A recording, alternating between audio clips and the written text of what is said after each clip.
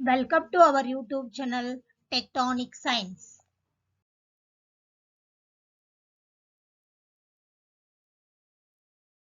ಇಂದು ಈ ವಿಡಿಯೋದಲ್ಲಿ KSET 2025ರ ಪ್ರಿವಿಷನಲ್ results ಬಗ್ಗೆ ಚರ್ಚೆ ಮಾಡೋಣ. ಮೊದಲನೆಯದಾಗಿ ಕೆಸೆಟ್ 2025ರ ತಾತ್ಕಾಲಿಕ ಫಲಿತಾಂಶಗಳ ಆಕ್ಷೇಪಣಾ ಲಿಂಕ್ ಅನ್ನು ಬಿಟ್ಟಿದ್ದಾರೆ. ಮತ್ತೆ ಕೆಸೆಟ್ 2025ರ ತಾತ್ಕಾಲಿಕ ಫಲಿತಾಂಶ ಲಿಂಕ್ಗಳನ್ನು ಸಹ ಬಿಟ್ಟಿದ್ದಾರೆ. ನೆಕ್ಸ್ಟ್ ಕೆಸೆಟ್ 2025ರ ಅಂತಿಮ ಕೀ ಉತ್ತರ ಮತ್ತು ತಾತ್ಕಾಲಿಕ ಫಲಿತಾಂಶವನ್ನು ಪ್ರಕಟಿಸುವ ಬಗ್ಗೆ ಒಂದು ಪ್ರಕಟಣೆಯನ್ನು ಹೊರಡಿಸಿದ್ದಾರೆ. ಫೈನಲಿ ಕೆಸೆಟ್ 2025ರ ಅಂತಿಮ ಕೀ ಉತ್ತರಗಳನ್ನು ಸಹ ಏನ್ ಮಾಡಿದ್ದಾರೆ ಅಂದ್ರೆ ಆಲ್ರೆಡಿ ಕೆಎದವರು ಒಂದು ಪ್ರಕಟಣೆಯನ್ನು ಹೊರಡಿಸಿದ್ದಾರೆ. ಕೆಸೆಟ್ 2025ರ ಅಂತಿಮ ಕೀ ಉತ್ತರ ಮತ್ತು ತಾತ್ಕಾಲಿಕ ಅಂಕಪಟ್ಟಿಯನ್ನು ಪ್ರಕಟಿಸುವ ಬಗ್ಗೆ ಒಂದು ಏನ್ ಮಾಡಿದ್ದಾರೆ ಅಂದ್ರೆ ಪ್ರಕಟಣೆಯನ್ನು ಹೊರಡಿಸಿದ್ದಾರೆ.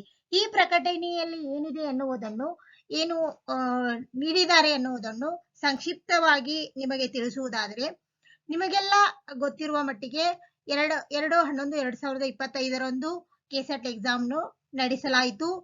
ಅದಕ್ಕೆ ಕೀ ಉತ್ತರಗಳನ್ನು 4/11/2025ರಂದು ಪ್ರಾಧಿಕಾರದ ವೆಬ್ಸೈಟ್ ನಲ್ಲಿ ರಿಲೀಸ್ ಮಾಡಿದರು.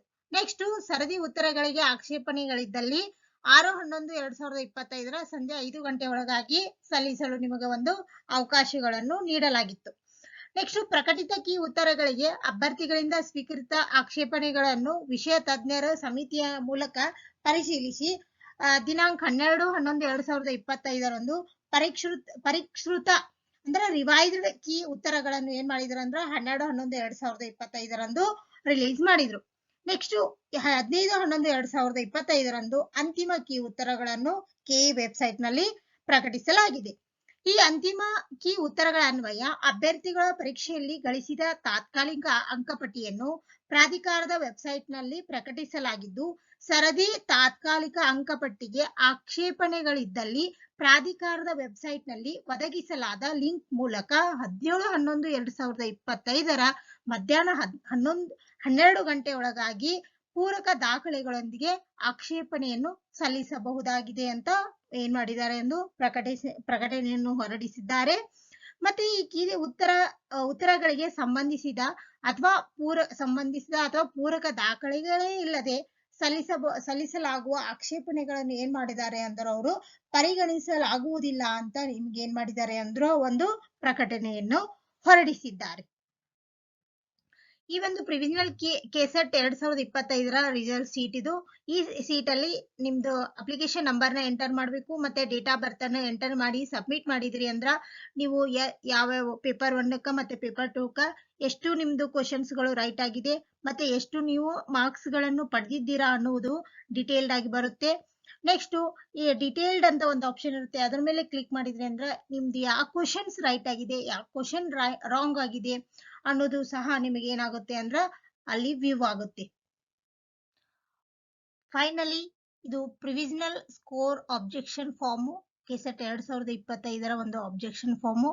ಈ ಫಾರ್ಮ್ ನಲ್ಲಿ ನಿಮ್ದು ರಿಜಿಸ್ಟರ್ ನಂಬರ್ನ ಎಂಟರ್ ಮಾಡಬೇಕು, ಕ್ಯಾಂಡಿಡೇಟ್ ನೇಮ್ನ ಎಂಟರ್ ಮಾಡಬೇಕು, ಹೀಗೆ ಒಂದಿಷ್ಟು ಎಂಟ್ರಿಗಳನ್ನು ಕೊಟ್ಟಿದ್ದಾರೆ. ಈ ಎಲ್ಲ ನೀವು ಏನ್ ಮಾಡ್ಬೇಕು ಅಂದ್ರೆ ಫಾರ್ಮ್ ನ ಫಿಲ್ಅಪ್ ಮಾಡಿ ನೀವು ಸಪೋರ್ಟ್ ಡಾಕ್ಯುಮೆಂಟ್ಸ್ ನ ನೀವೇನ್ ಮಾಡ್ಬೇಕಂದ್ರೆ ಅಟ್ಯಾಚ್ ಮಾಡಿದ್ರಿ ಅಂದ್ರೆ ಇನ್ ಕೇಸ್ ಆಬ್ಜೆಕ್ಷನ್ಸ್ ಏನಿತ್ತಂದ್ರ ಓಕೆ ಇತ್ತು ರೈಟ್ ಇತ್ತಂದ್ರೆ ನಿಮ್ಗೆ ಏನಾಗ್ತದೆ ಅಂದ್ರ ನಿಮ್ಮ ಅಂಕಪಟ್ಟಿಯಲ್ಲಿ ನಿಮ್ದು ಸ್ಕೋರ್ ಕಾರ್ಡ್ ಏನಾಗ್ತದೆ ಅಂದ್ರ ಹೆಚ್ಚಾಗ್ತೈತಿ, ಇಲ್ಲ ಅಂದ್ರ ಹ್ಯಾಸ್ ಇಟ್ ಈಸ್ ಏನಿರ್ತದೆ ಅಂದ್ರ ನಿಮ್ದು ಮಾರ್ಕ್ಸ್ ಇರ್ತೈತಿ.